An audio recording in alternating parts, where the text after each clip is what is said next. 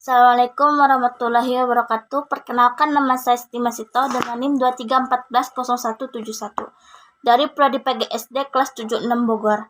Pada hari ini saya akan mempresentasikan tugas saya untuk memenuhi ujian tengah semester dengan mata kuliah bimbingan konseling dengan dosen pengampu Dr. Randes Rosmawati Sekomo MPD.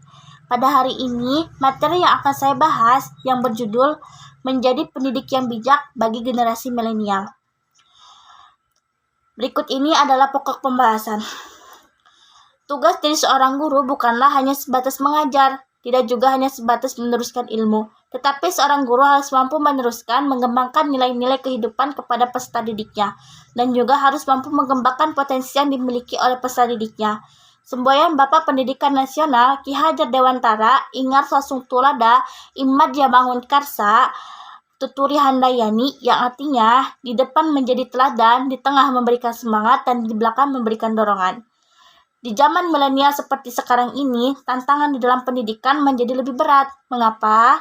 Karena menuntut seorang guru harus benar-benar mampu menyiapkan berbagai hal agar dapat mencetak peserta didik yang baik, lebih berkompeten di masa sekarang dan di masa yang akan datang. Menurut Ruli Kusmawardani, seorang dokter spesialis tumbuh kembang anak, kesiapan seorang anak untuk masuk jenjang pendidikan formal seperti SD harus diperhatikan dengan baik oleh orang tua. Jika tidak tepat Anda memasukkan anak ke sekolah formal hanya dengan pertimbangan umur. Ruli juga menjelaskan bahwa usia belum menjamin kesiapan anak untuk bersekolah. Kemampuan perkembangan anak lebih penting dibandingkan umur dalam menilai kesiapan anak untuk masuk ke sekolah. Sebelum memasukkan anak-anak ke sekolah dasar, berikut 7 kemampuan yang seharusnya telah ia miliki.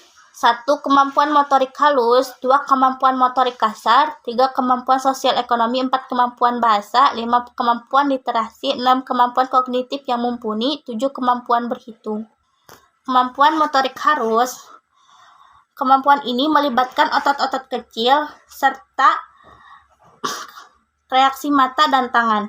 Keterampilan motorik halus yang harus dimiliki oleh seorang anak sebelum masuk SD antara lain adalah bisa menggambar bentuk dasar seperti kotak, lingkaran, atau segitiga.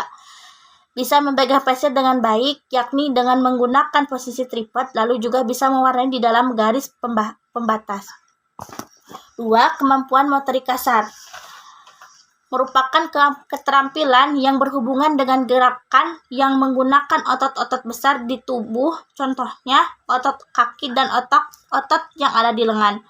Gerakan yang dihasilkan bisa berupa gerakan untuk berpindah dari satu tempat ke tempat yang lain atau yang menghasilkan energi. Beberapa kemampuan motorik kasar yang harus anak miliki sebelum masuk SD adalah bisa berjalan dengan baik pada garis yang lurus, bisa berlari dengan baik dan tidak mudah tersandung, bisa naik turun tangga sendiri, bisa melompat jauh dan mendarat dengan kedua kaki secara bersamaan. 3. Kemampuan sosial ekonomi. Kemampuan yang berhubungan dengan peraturan sosial yang ada dalam masyarakat. Sebelum masuk sekolah dasar, anak harusnya telah memahami peraturan yang berlaku di masyarakat dan menyadari keadaan dirinya sendiri. Anak-anak sudah bisa mengetahui nama, umur, serta jenis kelaminnya.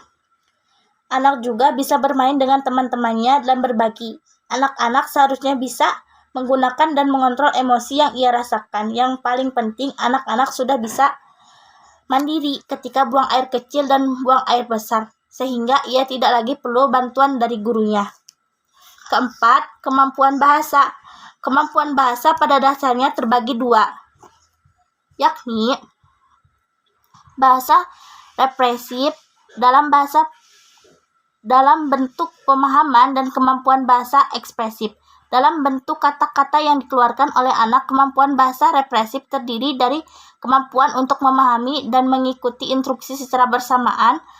Lalu, anak bisa memahami konsep dasar seperti ukuran, arah, dan perbandingan benda.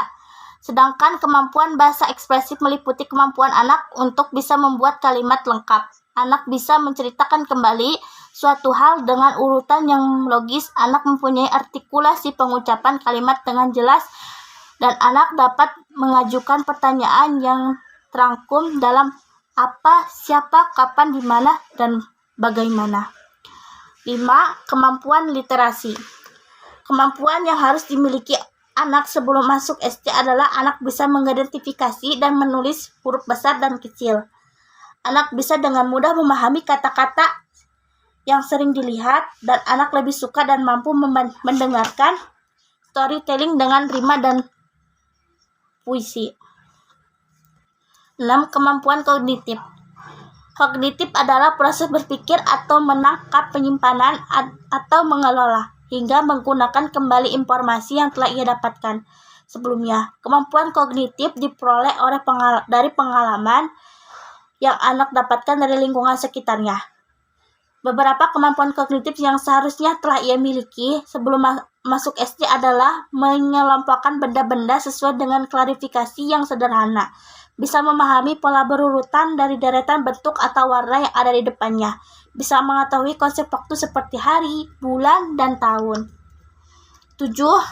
Kemampuan berhitung.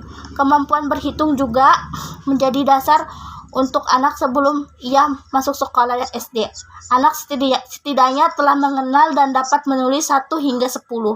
Anak bisa memahami konsep kualitas angka 1 sampai 10, dan anak sudah paham mengenai konsep lebih banyak atau lebih sedikit. Kesiapan anak untuk masuk sekolah dasar tidak hanya bergantung dari umur biologisnya. Ada berbagai kemampuan yang harus dia miliki anak sebelumnya, seperti kemampuan membaca, menulis, dan berhitung. Sekian dari saya. Mohon maaf ada kata-kata yang kurang jelas. Wassalamualaikum warahmatullahi wabarakatuh.